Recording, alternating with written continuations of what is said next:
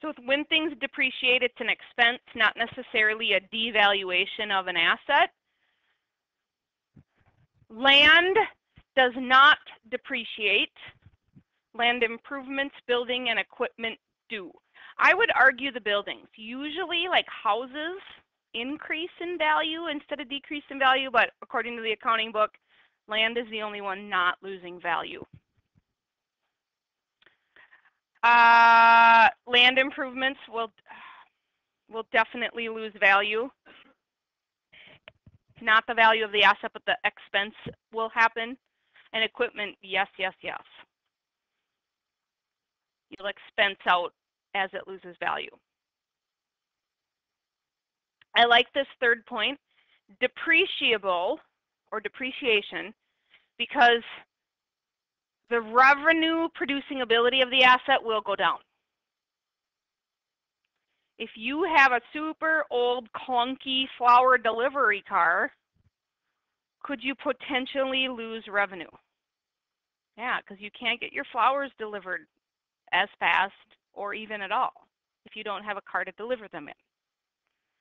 So you need to look at depreciation from an expense point, not a devaluation of an asset, even though that's happening. And you need to see that as your assets start to crumble, depreciation is the concept of this asset isn't worth as much anymore, we can't do business, we can't make money. So understanding how things depreciate and the expense of that is very important. This picture should be in your notes, right? You have this beautiful, shiny, new delivery truck. Remember, when we buy the delivery truck, it might have a dollar amount, but then all necessary expenditures to get it and make it ready is really what the cost is. That's from yesterday, right? So it might have more a dollar amount than the price tag shows. But then as we drive it over its useful life, we start to get some bumps and nicks and bruises and scrapes. Someone determines the useful life as an estimate, the key word there is estimate, of how long it's expected to be around based on the need for repair, service life, and the vulnerability to becoming obsolete. Technology is obsolete much faster than most plant assets. Okay. And then, at the end of its useful life, there might be a dollar amount. This is tomorrow's lesson. The estimate, again, it's an estimate of the asset's value at the end of its useful life. Can you resell plant assets? Yeah. Hopefully you can turn over a little bit of profit, break even, or you might lose money on it. This helpful hint, is that on there? Write it. The depreciation expense is on the income statement. So depreciation expense is on the income statement.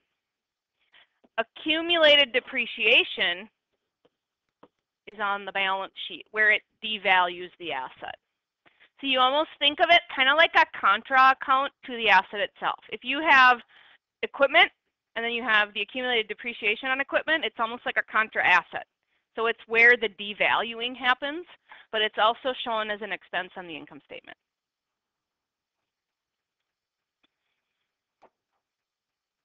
The three methods that I'm going to teach you are outlined here. These three methods were also on the video. Straight line is very easy. Really, they're all pretty easy. They all have equations that go with them. Units of activity you're going to find is more of the assets that aren't used consistently, like a boat. In Minnesota, you can't drive a boat 12 months out of the year. So your boat typically would depreciate based on units of activity, your hours that you're using it in the summer, because it's sitting around in a storage shed in the winter. Okay. So seasonal stuff is usually units of activity. And then double declining are more of like your equipment things that plummet really fast and then kind of plateau off. According to this chart, though, out of all plant assets, straight line is used the most. So let's just take a look. Is this on your, are the numbers there? Okay, so we purchased, so there was a cost involved. It looks like we bought a delivery truck for $13,000 for a florist shop. What about floral delivery trucks, vans, cars? There's usually a lot of stickers on them, isn't there? Okay, so this $13,000 probably had other things involved, didn't it? What would be some examples of add-ons? The stickers, sales tax. What else? It probably needed tabs, right? But are tabs added on to that cost? No, because they're a recurring expense every year. Okay, so this truck, on January 1st, they made it really easy for us because we bought it on the first day of the year. We bought this $13,000 truck. It probably was like $10,000 by the time we added all those extra costs on. The expected salvage value, so that dollar amount when it's done with its useful life, we're hoping to get $1,000 out of it. We're hoping to use it for 5 years, and we're expecting to put on about 100,000 miles. These players are all needed for one or more of the different types of depreciation computations that we're going to do. So we're going to use this $13,000 truck with an estimated salvage value of $1,000 after 5 years, after we've driven it 100,000 miles, to calculate how much it's going to depreciate. Starting with straight line, then we'll try units of activity, and then we'll do double declining. All right, straight line depreciation is when it expenses, or the depreciation expense is the same amount each year. Every year it's going to depreciate or lose its value or expense out the same every year. Straight line, the same every year. Its depreciable cost equals the cost less the salvage value. So if I go back, well, it actually shows here. I bought it for 13, but I hope to get 1,000 out of it. That's where the cost, I bought it for 13, purchase price, minus its estimated salvage value. It's going to depreciate by 12 grand. Put that in. So do you see the difference between cost and depreciable cost? The depreciable cost means how much value it's going to lose from what we purchased to what we hope we get out of it.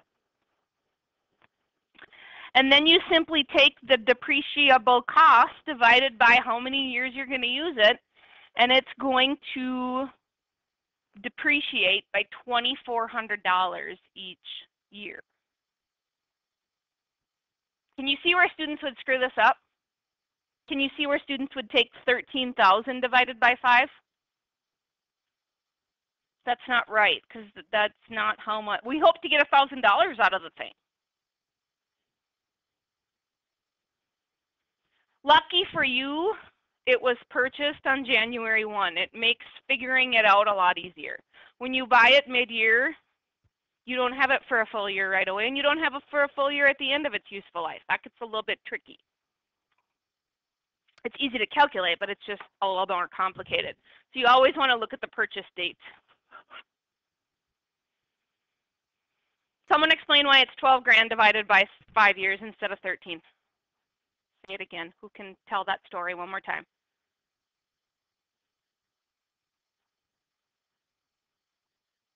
Okay. And how do you get depreciable cost, Coral? You're right. Good. And how do you know what you can salvage? When you're in that industry, like our school knows what they can get out of a bus. When you're Riley Brothers, they know what they can sell a scraper for at the end of its useful life, or a paver. Okay, you know when you're in that industry. Not right away, but that's when you get help from a banker. Okay.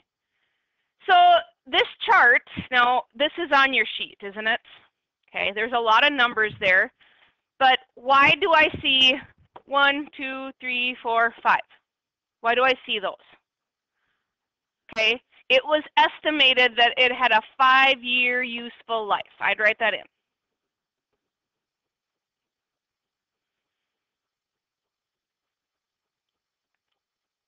Our depreciable cost, year 1, 12,000, times 20%. Where in the world did that come from?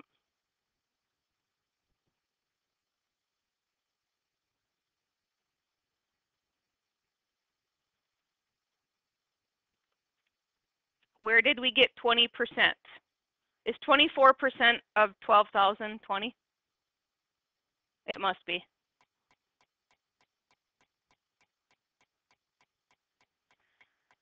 So in year 1, so we got this by taking 12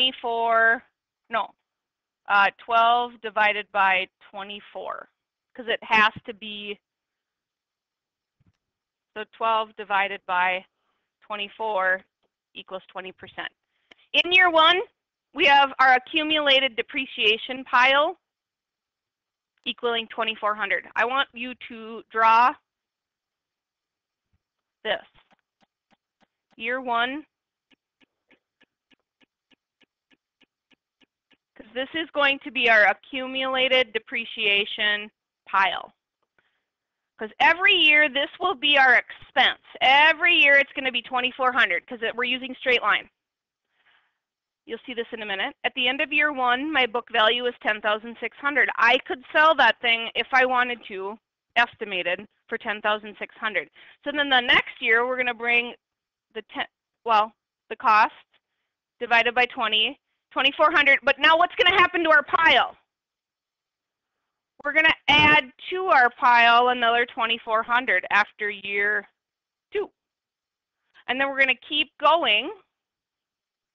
Year 3, I'm going to add another 2,400, which is equaling 72 at this point. So do you see how every year our pile grows? Because if you take a look at our $12,000 asset, every year it becomes worth less. And then you keep going all the way through. The thing is going to end up depreciating to its depreciable cost. That pile is going to equal its depreciable cost, landing us at worth 1,000 at the end. And the journal entry, I'm sorry I have writing all over. The journal entry for 2014, the depreciation expense is 2,400 and our depreciation pile was 2,400.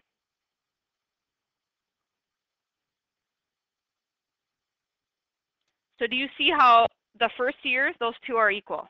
The second year, the pile has grown. See how that works? Straight line's really easy because every year it's depreciating the same amount of money. Hold the show. What if we would have purchased it on April 1st instead, not January 1st? Did we have it a full year? We did not, because if you look, here's 1 full year, 2 full years, 3 full years, 4 full years, and here's a partial, and here's a partial.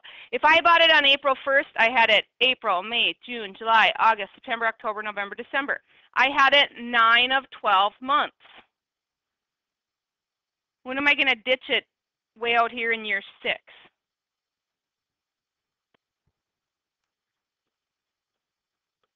Because 9 plus 3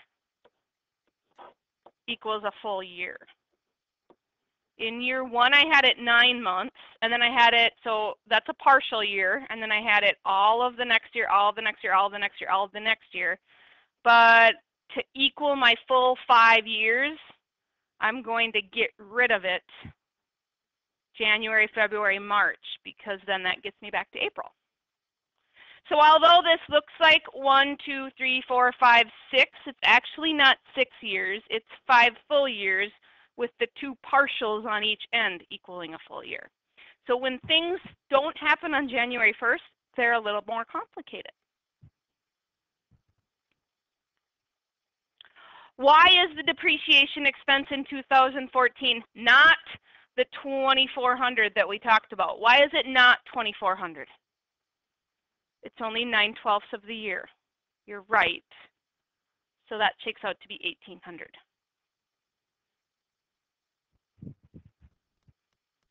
But then why the next years did it depreciate $2,400? The pile kept growing. You know, that's year one. Year two would have been $2,400. Year three, okay. The accumulated depreciation pile isn't going to be equal parts. It's going to be kind of funny on the top and the bottom end.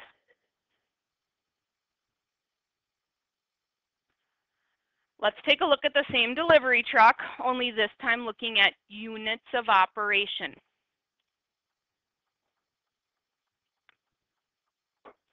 Remember I said it's very typical for seasonal assets. Is a combine depreciating with straight line? No. I mean, a combine, you're using, doesn't it measure by hours? Hours of use on a combine? Okay. You take your depreciable cost.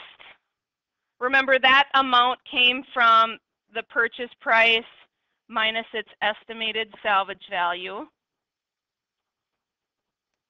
So in this case, $13,000 minus $1,000 we hope to get out of it equals 12. But then you say, okay, instead of taking the $2,400 over the course of every year, we're going to look at how much we're going to use this thing in a year, or over its useful life, excuse me. That's when you divide 100,000 miles. So then you're looking at 12 cents for every mile that you drive it. I don't know what our school district does, but I mean, think about when the buses are being used. Are they like being used 12 months out of a year? Some are, but not really.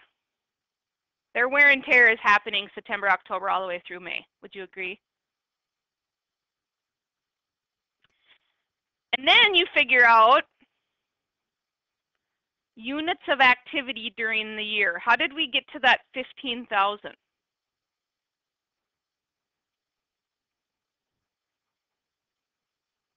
How do we know we're going to go 15,000 miles every year?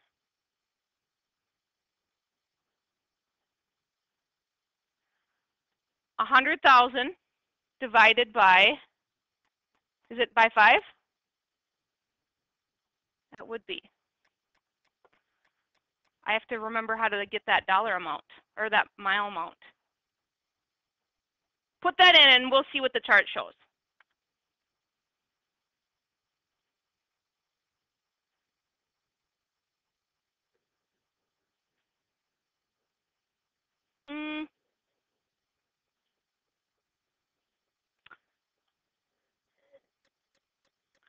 Did it ever say you're going to drive 15,000 miles a year? Shoot. No, this isn't. Does it say partial year on your thing? I got to get the reason why that's not 20,000 and it's 15. I would have guessed it would have been 20,000. Oh, it must have been, because it's the. Where are they coming up with these miles driven? Oh no.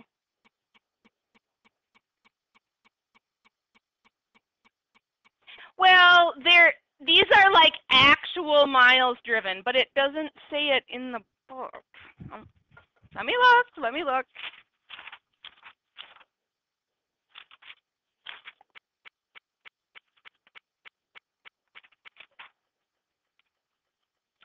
It does add up to 100, but you must be told that somewhere. Let me look.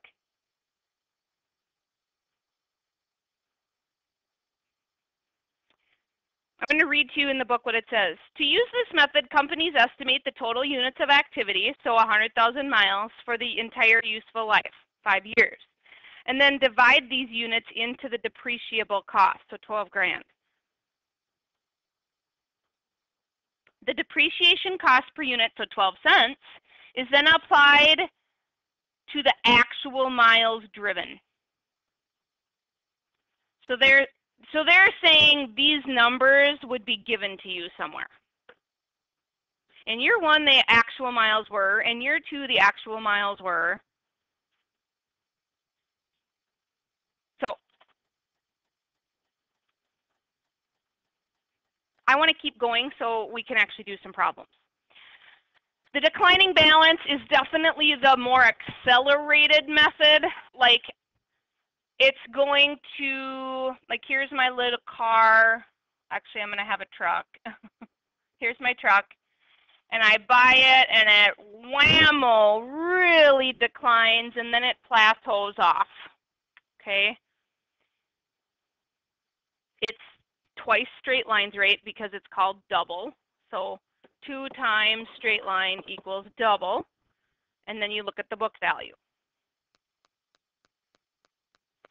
So our straight line rate for this delivery truck was 20%. So then you just multiply that times 2 to get the double declining rate. So in year 1, we're going to expense that out by $5,200 instead of $2,400.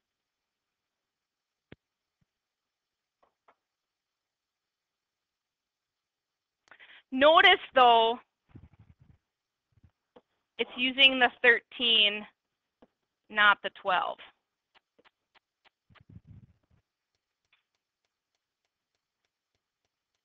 We'll do this together and it will start to make more sense. So you use the 13. So what you need to know with double declining, it appears to be the purchase price, not the depreciable price. Okay, so you see it go at 40%, not 20%, because it's double declining. It was purchased on January 1. So our accumulated depreciation pile is 52. The next year, it's going to be 52 plus, oh, sorry, this amount. But notice what's happening different this time.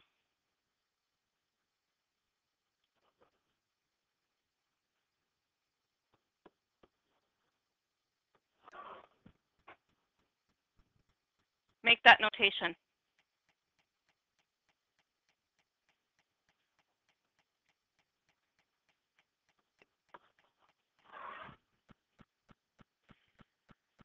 It's losing value quickly, but then that's what you start your beginning book balance with. And then it starts to not depreciate so much. Do you see the plateau happening? Do you see this was a huge gouge right here? This was a pretty big gouge, but then it starts plateauing off.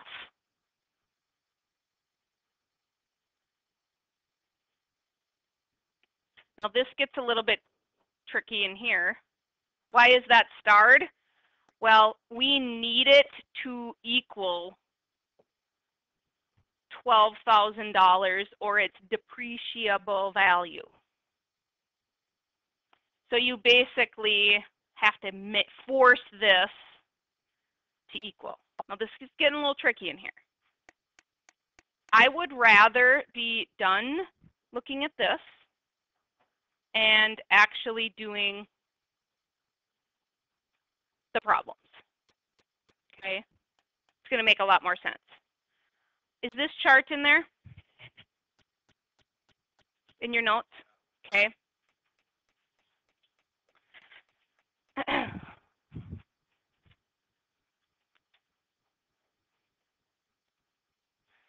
If you take a look at this chart, straight line is, of course, steadfast across the years of use because every year it's depreciating in the same. Double declining, it starts off with, wow, a really big number up here, and then kind of more plateaus off. And then units is all over the place because it depends on how much you drove it each year. Okay. What's the best one? Depends on what the asset is. Okay. No matter what, it's depreciating by 12 grand. You just have to force the numbers to work. Again, this is more steadfast. This is all over because it depends on how much. And this is the, so I would make those funny little notes in there because straight line is everything the same. Units of activities all over the place. And this looks like a lazy L because it really declines and then it plateaus off. Wouldn't that be a good essay on the test? Let's get ready to do, this is not right. Let me look. Yes, we're doing 10-6 and 10-7.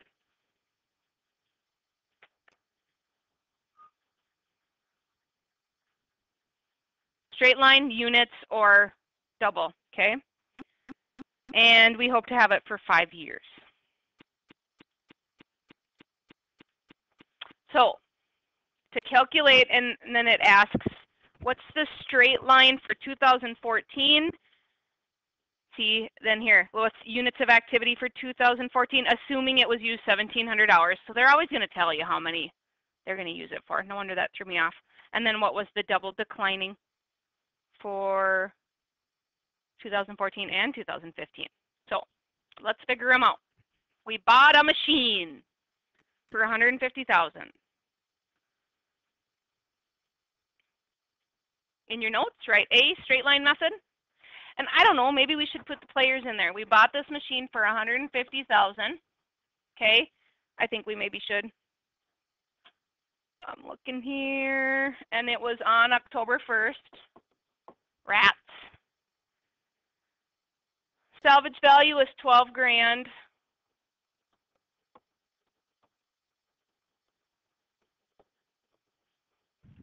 We are going to estimate 10,000 hours. I put an extra 0 in, sorry. For 5 years. Those are the players.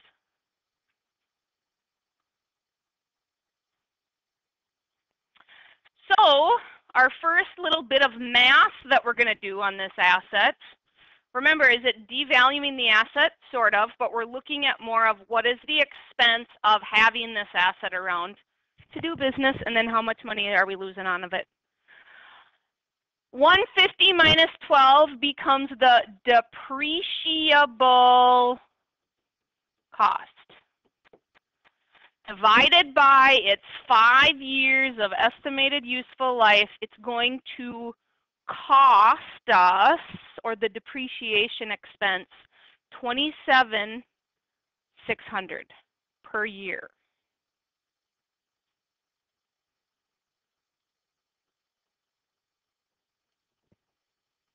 However, we bought it on October 1st. So we're going to take that 27,600 times October, November, December, 3 of 12. In the first year, it's going to be $6,900. Value lost or depreciation expense. What would a journal entry look like? It doesn't ask us to do one, but let's do one. We'd have depreciation expense of $6,900. What pile is going to start growing though? The accumulated depreciation on what do we buy? Equipment of $6,900. What if we would have bought this thing on January 1? What would the dollar amount been? $27,600 of an expense of using this thing. What? Here's a little test for you. What's the accumulated depreciation going to be after year 2? 27,600 plus 6,900. What is it, Briar? 34,500. What year 3? Plus another 27. So the accumulated depreciation pile grows. Is that pretty easy? You gotta pay attention to when you bought it though. Okay, let's do units next. The units of activity method, we still take its depreciable cost, but not over years this time, over units of activity, or how many hours. So for every hour that we use this thing, it's going to depreciate in value by $13.80.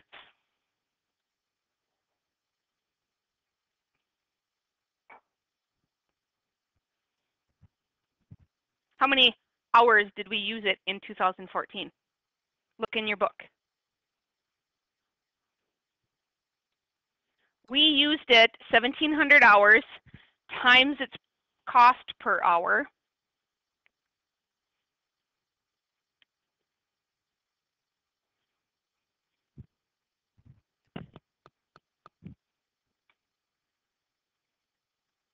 What if we would have used it 1,000 hours? What would have been?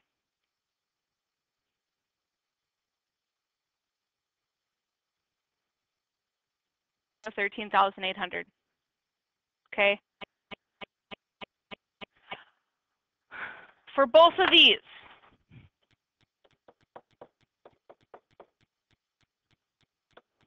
we're taking into account depreciable cost. We bought the thing for 150. We hope to get 12 out of it. We take into account depreciable cost. The next one, I don't think we do. Let's do the journal entry for this though before we move on.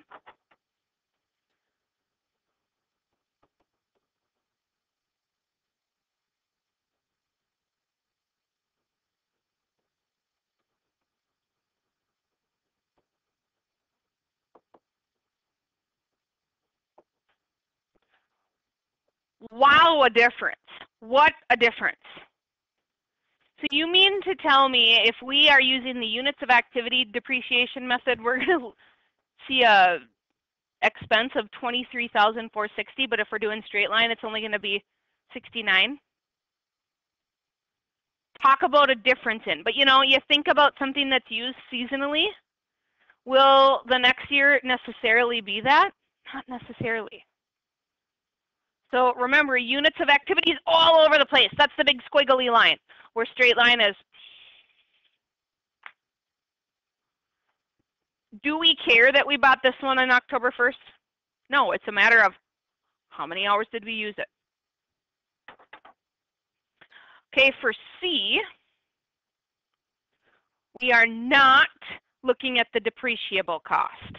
Rather, what did we buy it for? Times 40%. Where did we get the 40%?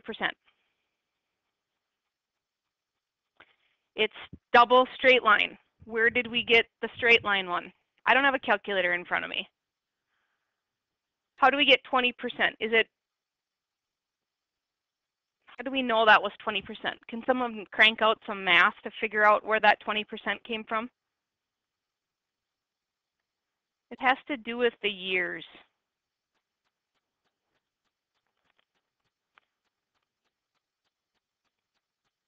Well, yeah, it has to be 20% with straight line because double 20 is 40. I have to just get a calculator.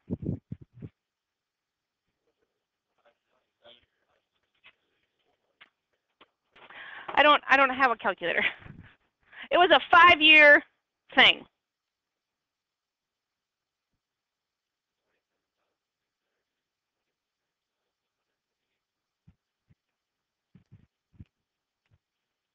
27,600 is 20% of the depreciable cost? Okay. Then we double that down here because it's double declining. So let's do this math. And again, sorry, I don't have a calculator in front of me. You take depreciable cost divided by years, right? No. You take your depreciable cost divided by this, right? Is that what you, well, no, I'm asking you because I don't have a calculator. Is 150 minus 12 divided by 2760, 20%? Okay, perfect. So you're taking your depreciable cost divided by your annual depreciation.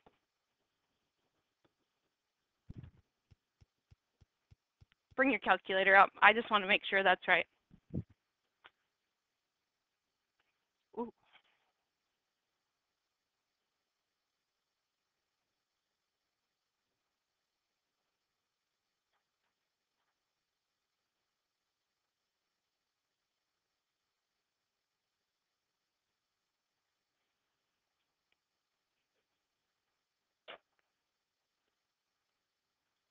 Divided by, I'm losing my spot up there, 27.